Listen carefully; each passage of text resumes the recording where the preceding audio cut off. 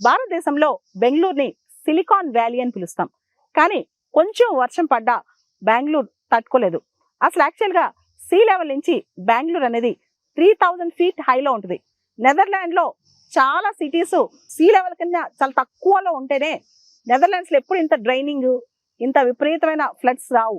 కానీ బెంగళూరు ఎలా వస్తున్నాయి? సీ లెవెల్ కన్నా ఇంత పైన బెంగళూరులో ఫ్లడ్స్ ఎలా వస్తున్నాయి? గత సంవత్సరం చూస్తే బెంగళూరులో తాగడానికి నీళ్ళు లేవు. ఈ సంవత్సరం వర్షం పడంగానే విపరీతమైన ఫ్లడ్స్ రాగానే వాటర్ లాగ్ అవటం, ట్రాఫిక్ జామ్స్ అవటం, చెట్లు ఇరిగి పడిపోవటం ఒకటి రెండు కాదు. బెంగళూరులో ఆ సిటీ అంత టెక్నాలజీ హబ్ ఉన్న సిటీ ఇంతగా ఎందుకు నష్టపోతుంది? ఈ మొత్తం దీనికి కారణం ఏంటంటే అన్ప్లాన్డ్ డెవలప్మెంట్ ఆఫ్ బెంగళూరు.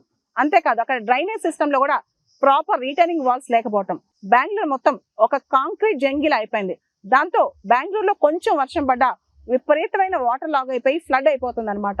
దీనికి సంబంధించి బెంగళూరులో ఇప్పుడు డ్రైన్స్ మొత్తం రిట్రోఫిట్ చేయాలి. బెంగళూరులో కొత్త కన్స్ట్రక్షన్స్ కి పర్మిషన్స్ ఇచ్చే ముందు కూడా గవర్నమెంట్ ఆలోచించాలి. అంతేకాదు వెల్ఫేర్ స్కీమ్స్ కోసం కర్ణాటకలో 1,00,000 కోట్ల రూపాయలు ఖర్చు పెడుతున్నారు. కానీ బెంగళూరులో డ్రైనేజ్ సిస్టమ్ మీద మాత్రం గవర్నమెంట్ అంత ఫోకస్ చేయట్లేదని చాలా మంది విమర్శిస్తున్నారు అనమాట. చిన్నపాటి వర్షం, ఎలాంటి వర్షం పడినా బెంగళూరు మునిగిపోతుంది ఈ రోజు.